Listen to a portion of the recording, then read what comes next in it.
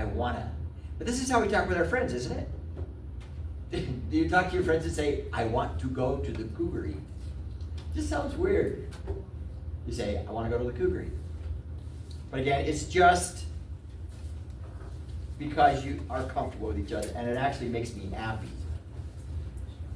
A couple of crossed legs today too, but hey, I'm really excited about these speeches. Weren't you glad to hear them? The persuasive speeches are even more fun. So I'm going to give the people who spoke today the paper, and then if you will take out your little book, or if you need another one, they're up here. I will give you persuasive speaking instruction. And if this takes an hour and 10 minutes, I'll be very sad. Because a lot of the things we've already learned are going to be in the persuasive speech, but they're just the details I need to give you that will help you understand what to do for the speech next time. So, is Sarah still here? Yeah. Thanks because her things here. Correct.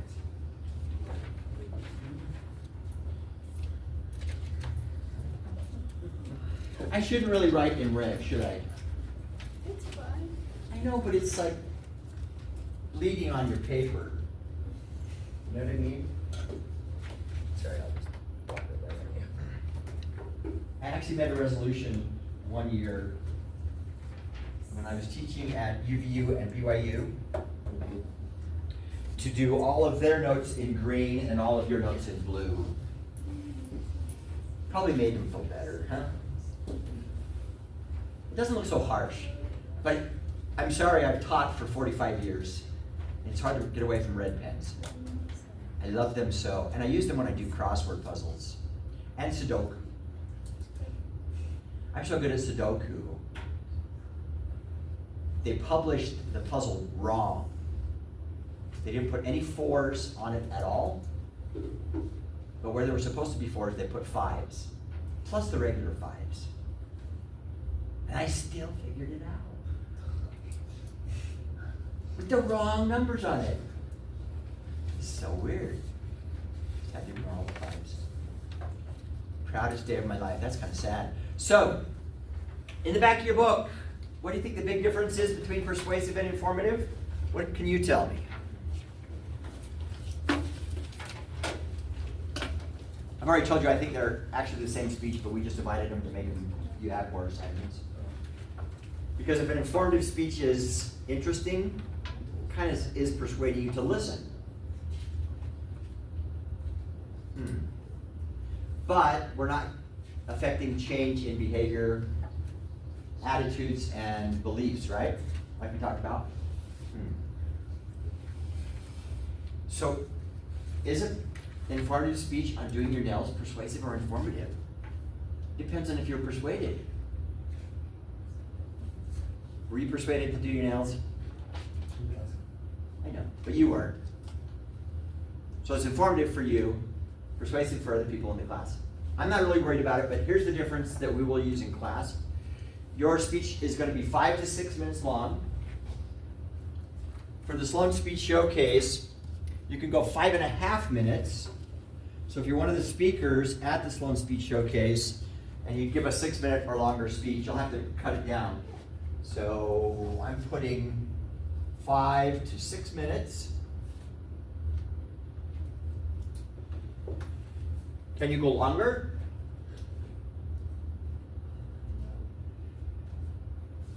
Have I stopped anybody who went longer yet? I never will. Again, the record's 22 minutes. And I need to start adapting my rule. I usually stop after 5, right? But I think you guys would appreciate it if I did this, right? When you got to 10 minutes. And if you get to 15, should I do this? I think he would have appreciated this at 20. But he was going on about LeBron James being the GOAT, I'll tell you. He had every statistic. Wow. I was persuaded. And I thought it was Michael Jordan. Interesting.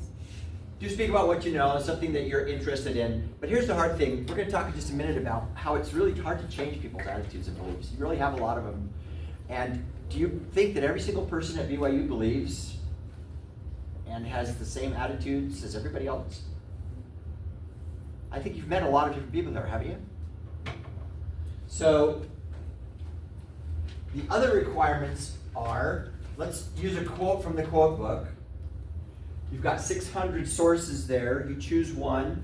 Make sure you cite the author. We need to make sure we hear who said it. And then another bumper sticker. We'll call that, what was another name we came up with for bumper stickers? I saw this somewhere. Here's one. You could say, I saw this somewhere. Sometimes it's called an axiom. A stitching time saves 9. That's an axiom, right? But I would just say I saw somewhere, because again, they're really not bumper stickers, but we're just finding that you can put other people's language in your speech and integrate it into your own speaking, okay? The weird one, this is the hard one, at the very back of your book is just a standard disclaimer. So everybody flip to the back and look at those. We heard a couple of standard disclaimers today. So let me explain what that means. What does standard disclaimers look like to you? And I'll tell you where most of them come. Batteries not included. Yeah, what are they on mostly? Like Products, toys and right? Products. Pull up, then pull down. You no longer see this one at BYU, but you will see it at UVU. Because we used to have toilet seat covers here. That's what it said on them. Pull up, then pull down, and then cover the toilets. We don't have those anymore? No. I think it's just funny. What standard disclaimer did Kaylee give us? Hers was mainly about length of time it's going to take. Bring food and drink. Bring food and drink. You're going to be spending about an hour. It's really interesting to me to see how you guys include these in your speeches. And if Nate's speech on the word the word what would be a standard disclaimer you could use on that? I'm going to be saying the word a lot.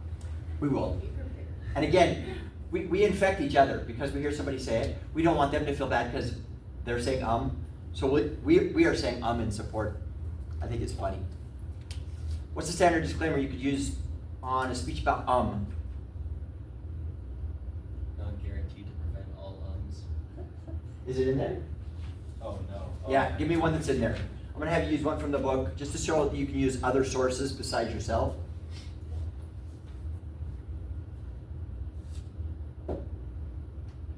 What do you got?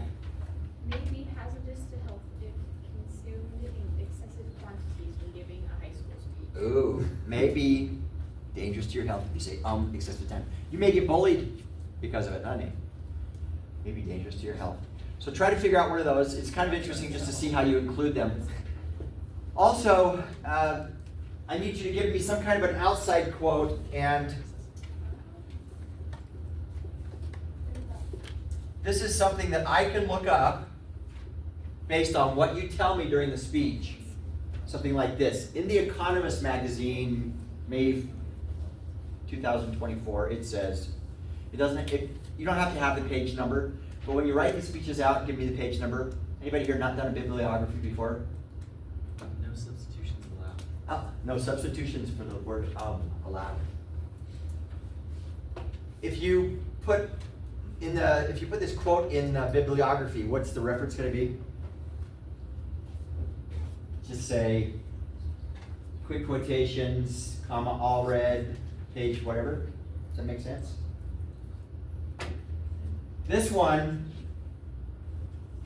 can be something that we already know. And I think, especially if you're a return missionary, you have some outside sources that you can tell me exactly where they're from. Called the scriptures. Who's got one on the tip of their tongue that can say it and give me the source? I turned off my church brain, Brother Allred, when I came to class. Don't make me quote one. Swayze's got one. Scripture? Yeah. Okay, 2 Nephi 2:25. Adam fell that men might be. Is that an outside source? Could we go find it if we want to? Sure, that's all this is. Why do we do outside sources? Why do I give you a quote from somebody you probably never would quote? Axioms or standard disclaimers, or what do those four things do for your speech? It'll help build credibility. And so we do want to give credit where credit is due. So again, when you write these up, a 5 to 6 minute persuasive speech is going to be about 3 pages. Just use the same techniques we've been talking about before. And this will give you a chance to practice speaking without notes on your typewriter. Would there be anything wrong with sitting down and typing an introductory story, and then typing the 3 points you want to talk about, and then filling that out in the body, and mirroring that outline at the conclusion, and then, mirroring your intro at the conclusion. So same thing as we've been taught before. Give me the outline of the speech, say the outline in the speech, tell me the outline summary. And then, maybe you've already got these, but then you could go back and say, okay, I need a quote, I'll put it right here. I need an axiom, I'll put it right here, a bumper sticker. I need a standard disclaimer, I'll put it right here. Now I need an outside quote. And again, it could be a scripture, but it could be from just somebody else who's trying to give the same opinion that you are espousing. Here's the weird thing about persuasion. I can find sources that say whatever I want them to say.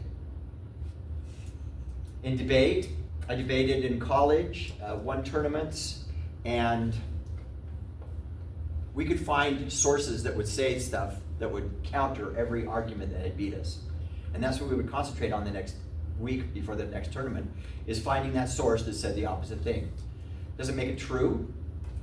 No, it just lends us credibility. Here's somebody who said something. So then in debate, a lot of times it becomes who has the most sources.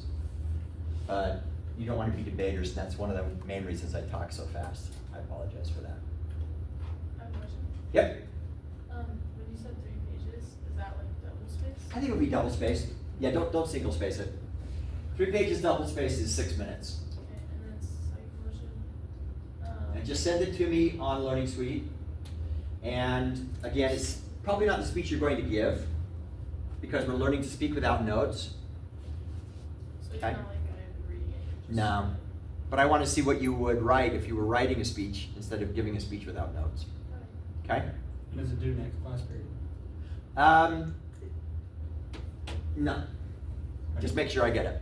It'll be an assignment, and if I don't get it soon, that's fine. If you do your speech first and then do a written outline, that's fine too.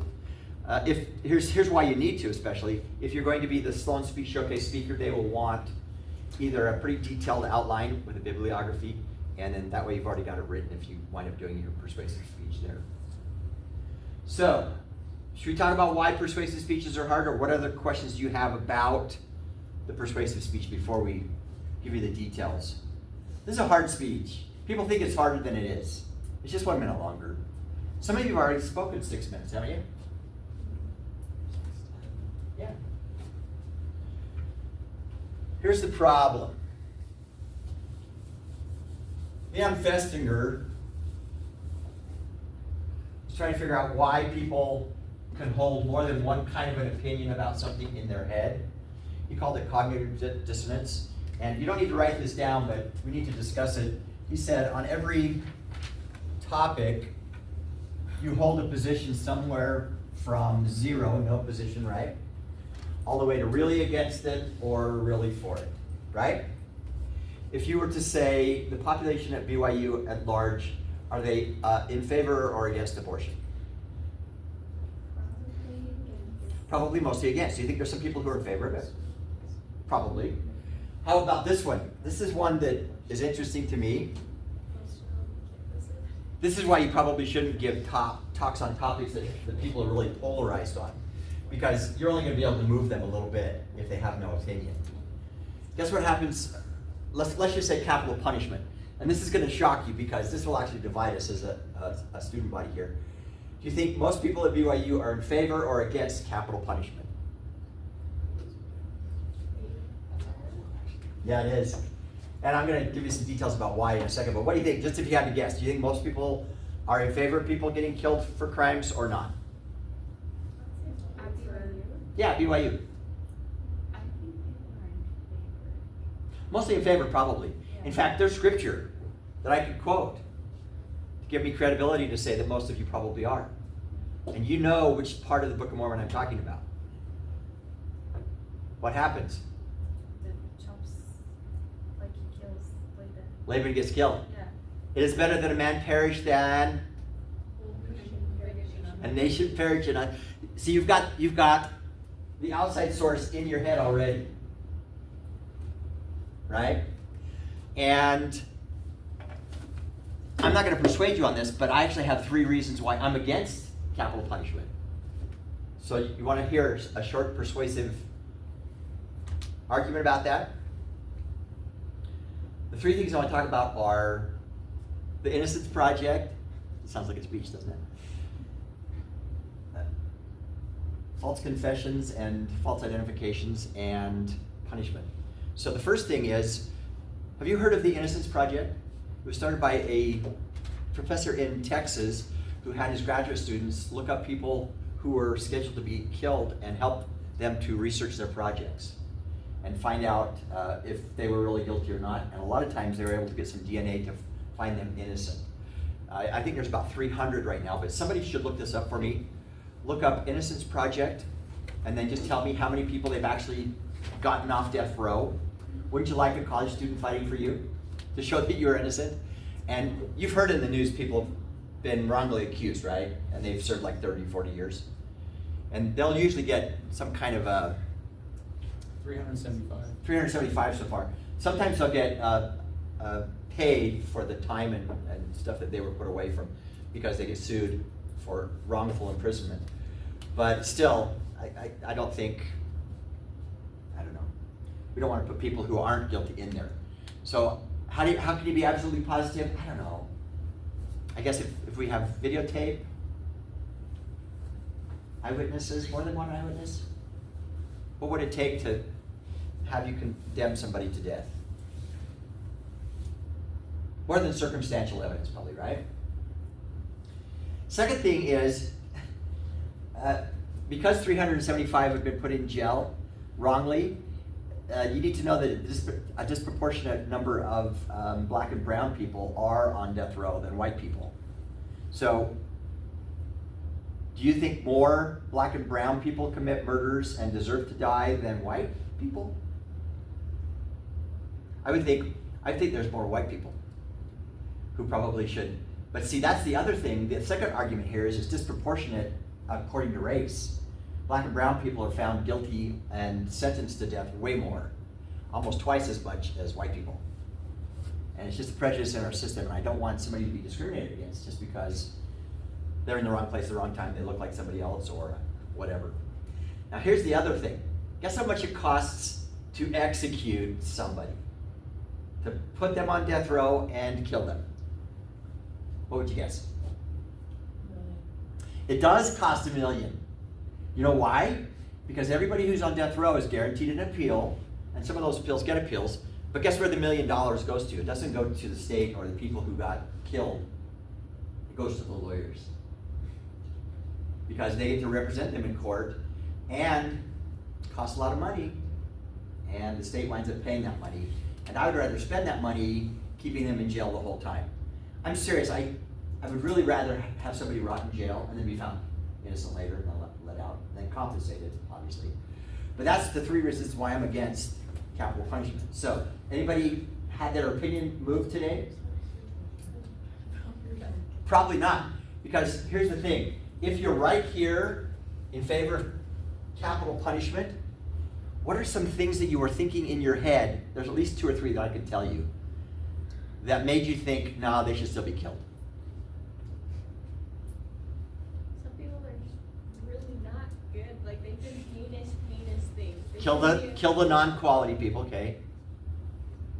They're not worth keeping alive. Well, So. it's not like, I don't want them to escape. I'd rather just know that There it they're is. escaping. How many of you thought escape? What if they escape and kill somebody else?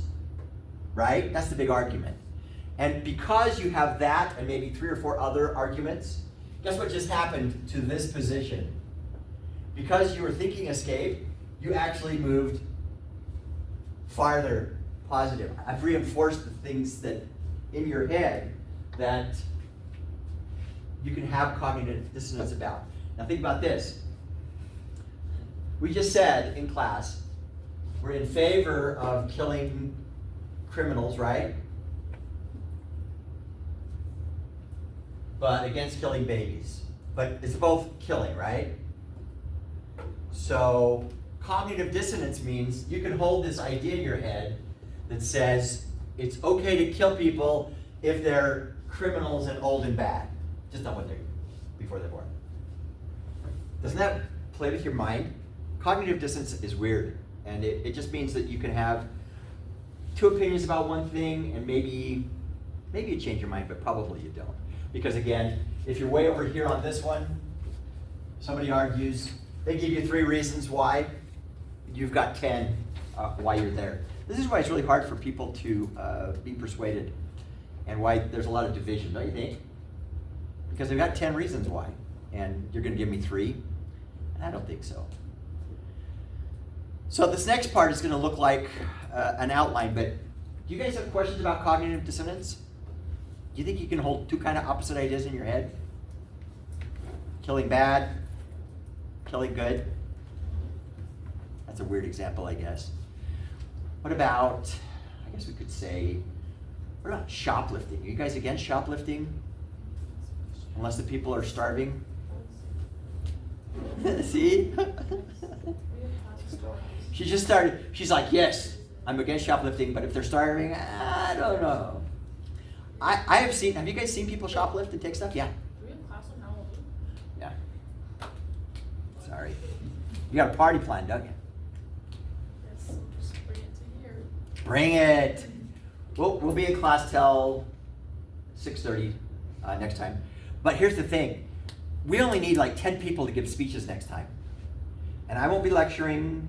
We'll be doing a quiz, but then we'll go right through the speeches. And we may be done before 6:30. We usually are. But we really only need to get through 10 people next time. And I'm going to ask at the end of class, if you had to give a persuasive speech right now, what could you give it on based on what you have strongly held beliefs about that you think other people should share?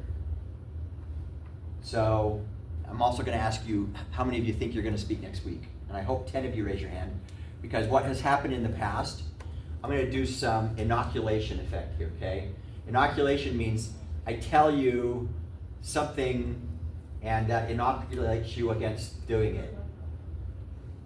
Okay? Let's do this right now, in fact. How many of you think you're speaking next week? Raise your hands.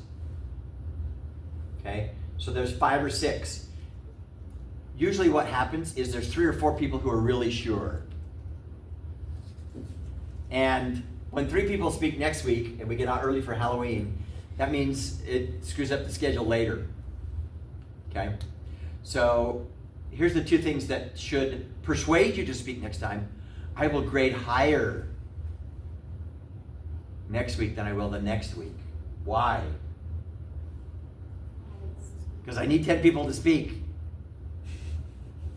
So we don't get the schedule screwed up.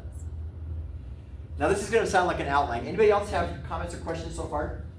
I'm sorry, that was probably the most important question today. Halloween, I'm sorry. I thought we talked about that on the first day. I said, oh shoot, we're here on Halloween. We can dress up. Are you going to have a costume? Maybe. I'll just come to sit with the press. I went as a referee last night to our ward party. My wife and I are on the activities committee, and she has been stressing out majorly all week. But it went really well, so that was nice. I talked her into wearing a referee shirt. We were both referees. It was kind of cute. So, do you remember seeing Monroe's motivated sequence in the book? Does that sound familiar at all? Yeah? Is that the pyramid or is that something? Kind of like, you're thinking about Maslow. Yeah. Maslow's pyramid of human needs. Yeah. Yeah, it's kind of like that. Monroe is in the chapters, I can't remember which one, but he was basically trying to figure out why people buy stuff. Is that persuasive or not? You're trading money for stuff? Yeah. Yeah. So I think this was actually designed for car salesmen. But we decided that this is actually a way to persuade anybody to do anything. And there's something that has to happen first. What do you think it is? I'll write the first letter.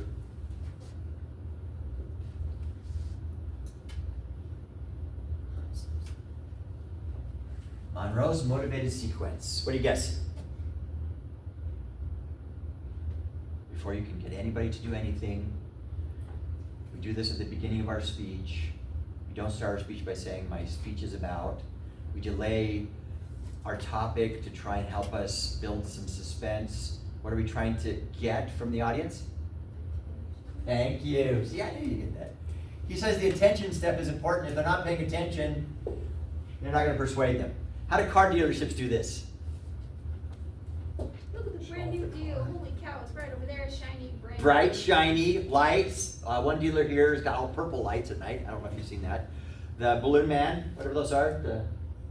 What do they call those? Inflatable. Inflatable man. Down at the right across from the Orm Temple, they have a recreation of what you can do with your truck, right? They have a delicate arch and they've pulled it up on it. That gets your attention. Come get a truck and go be an adventurer, right? And it's usually sales. Yeah. How much does something have to be on sale for you to be motivated? Half. Oh, yeah, that would get you there. Half off a car? Woo! I'll tell you. Yeah, like, 10%? No. Well, I'll tell you, you know what gets my wife's attention? A coupon. Doesn't really matter what it's for. It could be like a free gift that's just crap. She's like, I don't want to miss this coupon. They really work. They really work. I ran a theater for 30 years and we actually had contests where students would go out and put their name on the back of a discount coupon. And the person who returned the most discount coupons got $50.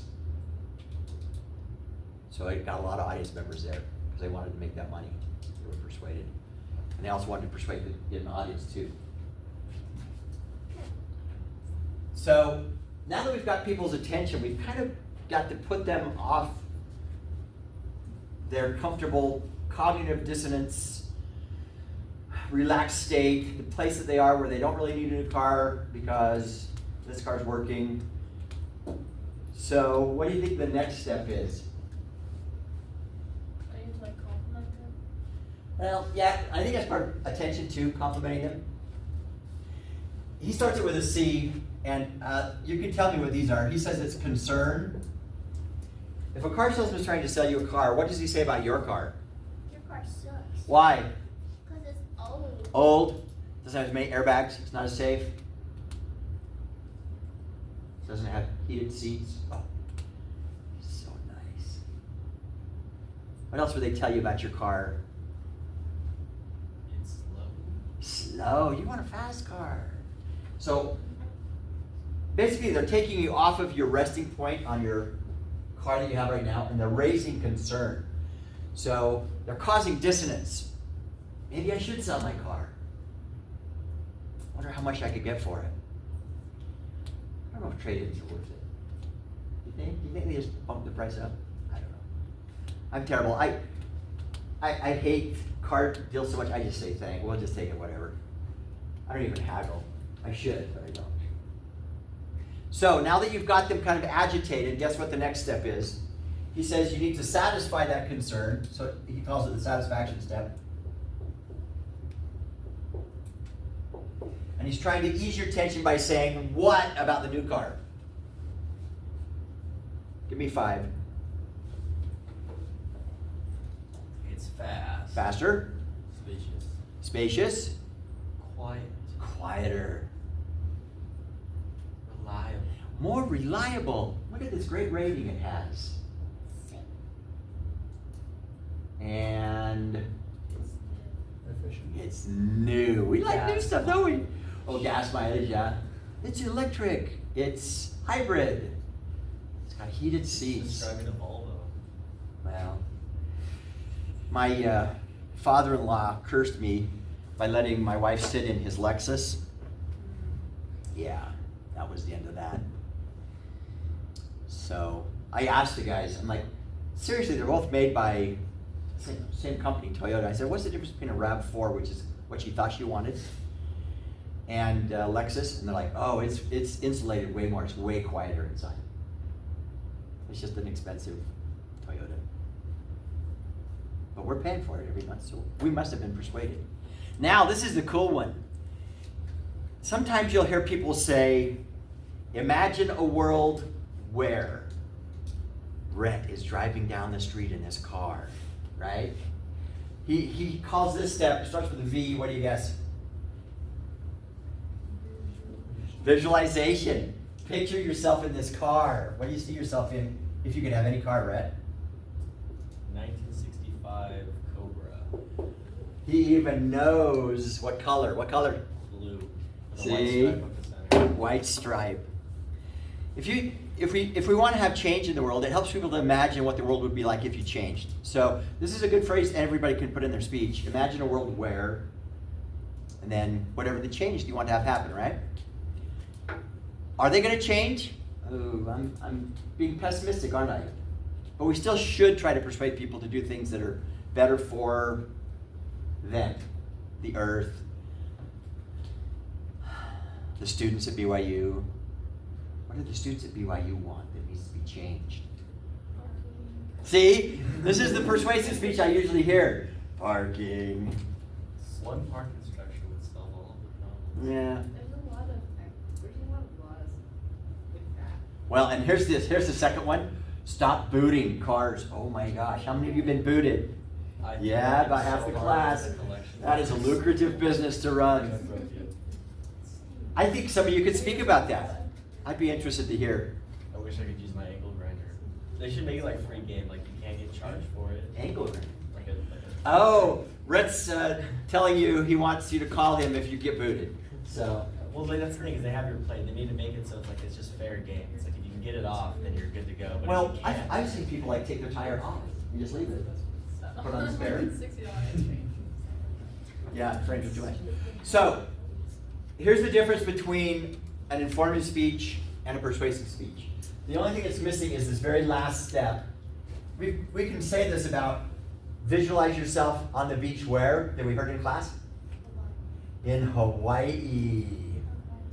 Yes. I need to go back. What do we need from the people? He calls it a response. So, what would be a response? Buying the car would be one. What kind of response do you think you'd be able to get in class? People might laugh. People might shake their head yes and agree. They might change their behavior. You probably won't know for most of it, right? Sometimes somebody might give a speech on why you should vote and register to vote, and then pass out voter registration cards, right? That would be a response if they sent those in. We don't know if they will, right? Or I guess we could say, fill it in right now and I'll collect it. And then we've got a response, right? And here's a note from the Stephen Lucas Art of Public Speaking book. If I was going to pass out voter registration cards and do a speech about that, when do you think I would pass out the cards? When? Like a week before the due date to register? No, I mean before the speech, during the speech, or after the speech. It is after. See, if you give people something to play with, they will ignore you. So, yeah, don't give them stuff. So, do you have any questions about this? This is not an outline. This is just basically the process of getting somebody to a point where they're persuaded. And it's hard, again, but what I would do for your speech is something that you really believe in. Could just be something you like. It could be a hobby. It could be your major. Could be your favorite author. Maybe we need to read that person. I've been convinced by people giving speeches in class to join things like microcredit. You know what that is? You can give like $25 a month, and they do micro loans in poor countries, where like somebody wants $500 to buy some chickens, and then they pay you back a little better each month, and then you can reloan it. Microcredit was a really fascinating speech. Interesting. But that's something they really believed in. If you don't believe in it, you're probably not going to want to give a microcredit speech. So in just a moment, I'm going to come around the room here. We're going to start with Red and say, if you had to give a speech right now, you wouldn't have your outside quote, but maybe you would.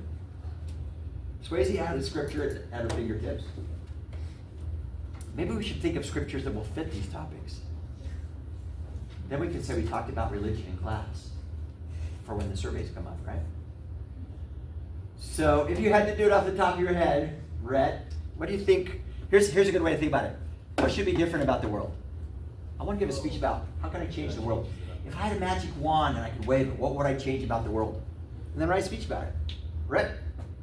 We should have our own Autobahn in the US. Yeah, Autobahns are cool. We're too dumb. Man, you could go as fast as you want. And it scared me to drive on those roads in Germany. I stayed in the slow lane.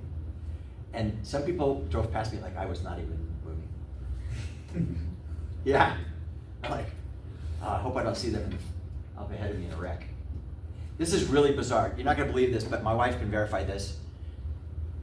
We had for a while Jersey barriers up and down the road in Utah County, and they're the big concrete things, that kind of slope up on both sides. It was reducing the lanes. Some guy was coming 100 miles an hour behind me, and so I pulled over to the slow lane because I was in the fast of the 2 lanes, right? The guy in front of him didn't see, and so he swerved around me to get around that guy and overcorrected and hit the Jersey barrier at 100 miles an hour.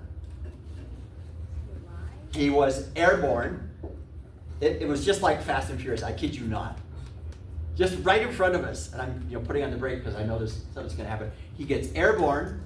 His car does a 360-degree flip onto his tires in the same lane.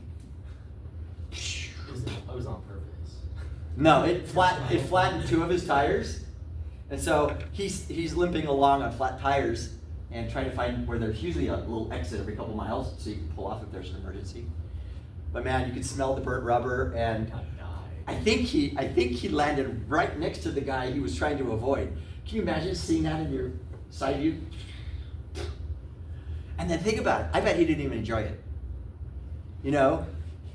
That would be cool to be able to say you've done, right? But nobody's going to believe it.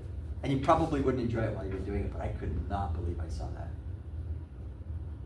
What do you think, Sarah? If you had to give an impromptu persuasive speech, what would it be? The world ought to be changed by About anything? anything. Oh. You could wave a magic wand and this is changed. Oh my gosh, I don't know. Come right. Maybe travel, hiking. Where do you want everybody to hike more? Yes, You want everybody to travel more? Both of those are good. I think hiking. Yeah. Maybe why Travel someplace where you can hike. Yes. I like it. You really all should go to Delicate Arch while you're in Utah. It's down in southern Utah. It's like a 3-mile hike. It's not bad. So It's really amazing. It's gonna fall someday and you'll be like, I could have seen it. I dragged my wife through Notre Dame. Did I tell you this story already? you got wrong. Yeah. Before it burned down. She's still not happy about it. Ambrose, what do you think? About what again? What kind of a speech could you give if you just had to give one today? I could probably talk about how we're all, this might sound sad, but how we're all like screwed in the United States. Ooh, this is a popular topic. I'm kind of an optimist. I like to smile and be happy and stuff like that, but there are a lot of things that could be wrong. Would you choose one? Specifically, I'm a finance major. So Uh-oh. He's going to talk about the national debt. Yeah, Yeah. Tell him what it is. How much it is. You know how much it is. it's like 36 trillion or something. Like Yeah, it's trillions of dollars. And the difference between a million and a billion is like the difference between a billion and a trillion. So a million seconds is 11 days. A billion seconds is 31 years. A trillion seconds, I don't even know. But yeah, we borrow money and pay interest on it. Right now, it's almost the biggest expense, paying interest on our national debt. What do you think? Do you have an idea?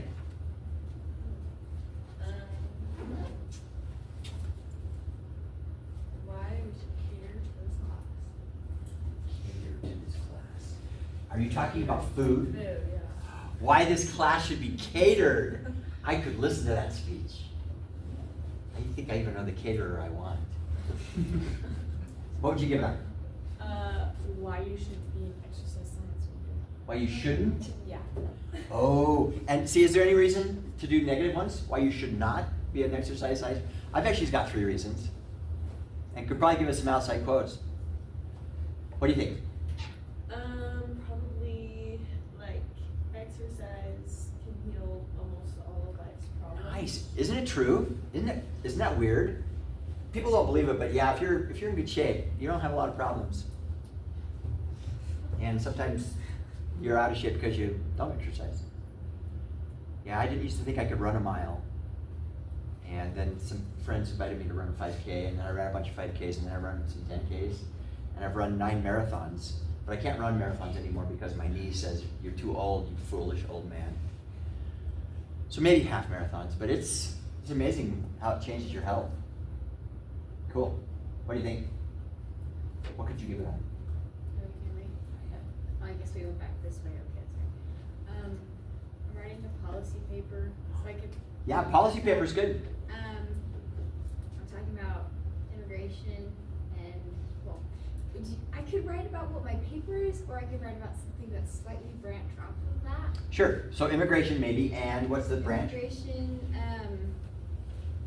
how to, like, prune and financially develop who's here.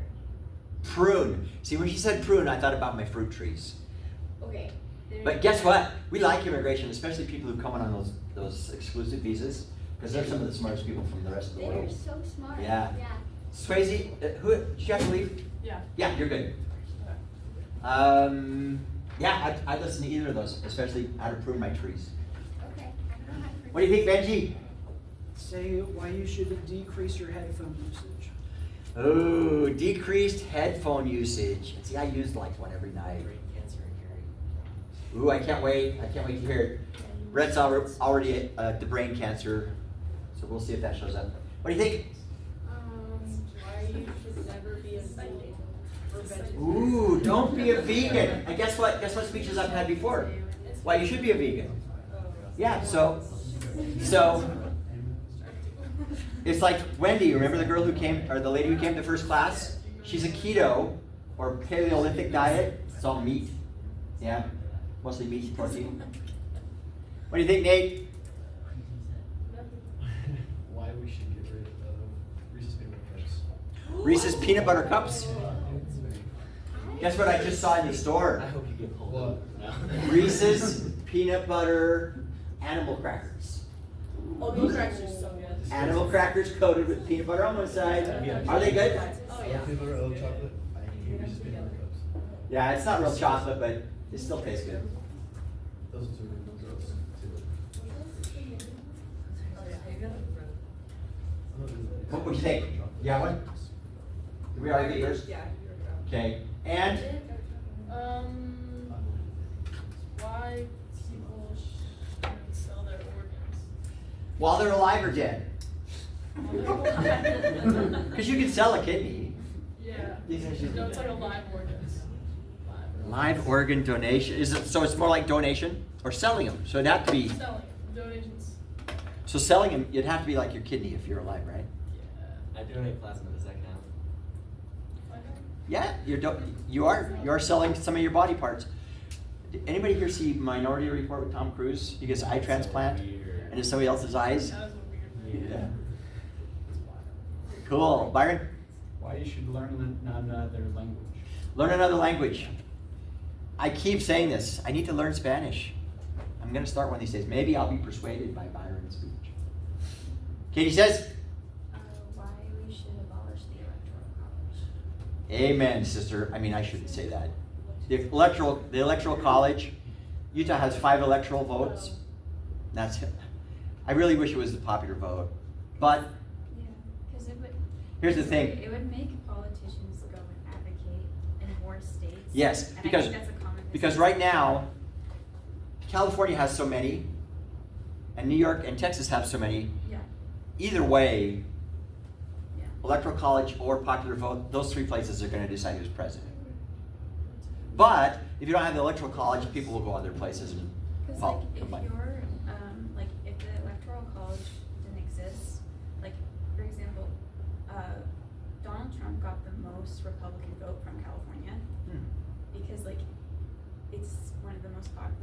States, Mhm. but he doesn't campaign there Because it- it's gonna go to the Democrats. Because more Democrats vote, and it goes to the party that has the most votes. Yeah. Interesting. Kaylee? Why you should why you should buy a nail kit? Yes. No, why microbes are the best organism. Microbes. I love my microbes. This is a disgusting story, and we are going to get out early, so I'm sorry I'm telling you my stories today, but have you heard about the E. coli outbreak? McDonald's? You tried to buy a quarter pounder lately? They are off the menu. Quarter pounders are okay because they're a third of a pound. They were having problems with the quarter pound patties. And it makes you ill. So here's the thing. I think I had it Monday. My body is actually fine-tuned because I eat so much bad food. I've had E. coli several times. But I never get super sick from it because my body says, oh man, he ate some crap again. And it immediately evacuates my whole system. And then I'm better. Instant flush. It's like, I don't have to, I'm like, uh-oh. I recognize that cramping feeling, well, I know it's gonna happen. But I think I ate one of those burgers this week. I ate an E. coli burger. You can't catch it from me though, so it's mainly from eating food. So tell me yours again, because I already forgot. Why microbes are the best Microbes, and organism. see, that's my microbes. And I take probiotics. We're doing Your microbes tell you what to do. They are, one of my classes, we're doing gut biome testing right now. Yes. Oh, and here's the thing. I will give extra credit to Kaylee if she talks about fecal transplants. I got you, yeah, easy. No, you don't want to. We'll tell everybody what it is right now. Do you know what that is? You have irritable bowel syndrome or Crohn's disease, you get a poop transplant. Yeah, somebody else's poop. That's healthier for you. Have you heard of that? I heard about it in my health class. Yeah. I guess it works. Natalie, what do you think? I'm gonna do why Paul Blart Mall Cop 2 is better than the first one. Why what? Say it again. You know the movie Paul Blart Mall Cop 2? Paul. Blart. Well, okay. I didn't hear the Two. title. I thought she was saying impromptu in there someplace. Impromptu. Paul. Walcott. No. Mark. Mall Cop. Mall Cop 2. Why Mall Cop 2 is better than Mall Cop 1? Agreed. I think so. Should we take a survey and see if everybody already believes that? Okay, for Natalie's purposes, raise your hand if you think Mall Cop 2 is better than Mall Cop 1. Alright guys, have you seen the movie? Okay, so you're Well, we going. should ask who's even seen it. Yeah, Because then that might do it too. Watch it in class. I'm excited to see it. I'll do a whole class presentation. And it will be watching the movie. No, I'm not gonna do that. What do you think? Got one? Yeah, why everyone should play multiple sports growing up. Multiple sports. Play multiple sports. Be good in a lot of things.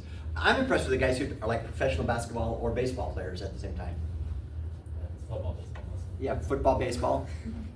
Michael Jordan did baseball and basketball. Well, baseball. Don't just baseball. I'm a big baseball I fan. remember him playing baseball. Michael Jordan did, didn't he? No, he did, but like, Yeah, it wasn't very it good. wasn't good. So, last thing. I've already told you that the first thing you should prepare is your outline. You've heard a bunch of different topics. Tell me 3 outlines that you think might work that we've written in the back of our quote book. And a lot of times it's the 6 questions. Who, what, where, when, why, how. Good, better, best. Good, better, best. Who wants an outline before they go? Well, let's do 3 outlines and then we'll be done. Positive, negative. For their topic. Oh. Who wants us to come up with an outline for the topic that they don't have to use? Good, better, best, negative, positive, balance. Heart, mind, soul. There we go. For a topic that somebody came up with. So, 3, okay, an outline for Mall Cop 2. What would you say? Heart, mind, soul. Live Pop laugh. it. I love that movie. Pop it, lock it, Love is good. polka dot it. It's not actually in the. So see, what I'm trying to show you here is why Natalie likes it better than the first one, right? what is different, and where you can rent it. I don't know, where you can see it. People don't rent stuff anymore, do they? Where you can stream it. Man, I gotta get my lingual right here. You can Actually, just You can rent through like streaming. Yeah, but I'm thinking of renting physical videos, which people don't do anymore. Two more outlines, we're almost done. Whose speech should we do an outline for? Who can give an outline to the US economy? Oh gosh. What do you want to know about the US economy? If you could do the world, community, and me. World, community, me. How the deficit affects the world, and it does. The Chinese love our deficit. They own most of our treasury bonds. How the community deals with it could be America, right? And how it affects me. And Ambrose is going to tell you, you should be the most concerned because there's actually a national debt clock that shows how much each of us owe. That means every single one of you. But I'm going to die before it's paid off, so. One more outline, we're Go to done. war before I paid off. What was yours about? Mine? I'm sorry, I was listening. What was your topic? Oh, organs. I don't know. Okay, give me an outline for organ donation Good, better. that isn't in the back of the book, that uses some of those combined. What's a good organ to donate? What's the best organ? What's a good organ to donate? Better organ, best organ. So I think you get the idea. Again, use the same format we talked about before. Type it up, 3 pages, send it in to me. Who thinks they're going to speak next week and get more points than the people who speak the next week? Raise your hands. And guess what I just done, missionaries? Did you recognize the commitment pattern there? Yeah. Yeah, I had them raise their hands. Guess how many of them really will? About half. So here's the thing. If you decide to speak next week, it will really help the class because we have 22 people. If we can get through 10, we're great. And we'll do Cole's informative speech. Is that right? Is everybody else caught up on everything else? Please check your grades because I've recorded about 300 papers now. Do you think I made a mistake on any of them? Some of you have already come up and told me you didn't get scores on things. You know how that happens? I gave Benji the credit. Usually I'm in the wrong column, and if Benji's missed it, he's not going to come and say, "Oh, I thought I missed that." I got credit. Cool. Would you? There's really no reason to. Man, look around the class. Look at all the people leaning on their desks, ready to go. I need to say one more thing. I am so sorry to cheat you out of your tuition. You deserve 20 minutes more. See you. Thank you. Thank you. Good work, stuff. Good work today, guys. I'm excited to see these persuasive speeches. Bring your audience credit up. I had videos of my street bike on there, and I was like, wait, it's probably. So if you want to see the videos, Red's got the videos. Oh. Well, you can hear me talking. There was a car that pulled out in front of me, and I went, oh. I'm sorry, you can hear my friend talking. See you next week. Again, One of my associates. One of my associates. 10 people is all we need, Benji. What was yours again, Benji? Headphones? Headphones? You think you're going to do that? I'm not sure. Yeah, you really don't have to. I should have said that louder, but you think people think they have to do the ones they chose today? Shoot. That's all right. Those are good They topics. have to, But they don't have to. They can do anything they want. Way better than impromptu where somebody else chooses your topic, right? Oh, did we turn in, audience credit? Yes. I may have been in that. Right there. Thank you.